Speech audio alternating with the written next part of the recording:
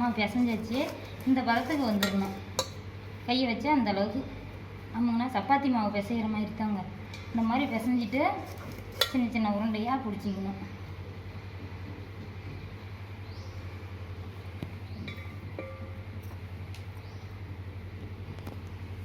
இவ்வளோ பெரிய உருண்டை பிடிச்சிக்கணும். பிடிச்சிட்டு கொஞ்சம் வாழை இலையை எண்ணெய் ஊற்றி ரெடி பண்ணி வச்சுருக்கோம். எண்ணெய் தடவி வாழை இலையை ரெடி பண்ணி வச்சுருக்கோம். இந்த சைஸில் உருண்டை பிடிச்சி இப்படி வச்சுட்டு இந்த இலையை மூடி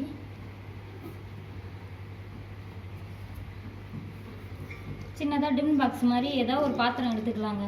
வச்சு வச்சு அமுத்தி எடுக்க ஷேப் அப்போ தான் கரெக்டாக வரும்.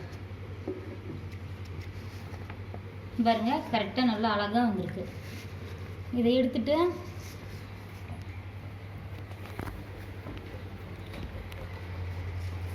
எண்ணெய் நல்லா சூடாக்கி காய வச்சு வச்சுருக்கோம். இப்போ எண்ணெயில் போட்டு எடுத்துடலாங்க.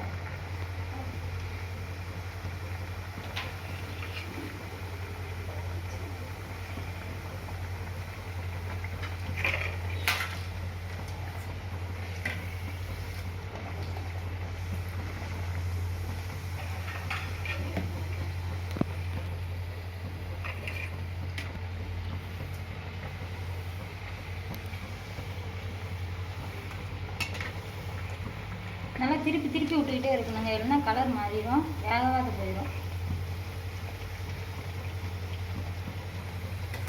அவ்வளோதாங்க, போதும். வெந்துருச்சு, எடுத்துடலாம்.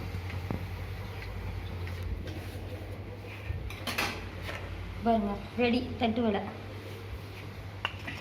பாருங்க நல்லா அழகாக வந்திருக்கு. சாப்பிட்டு பாருங்க, நல்லா மொறு மொறுன்னு நல்லா இருக்குது.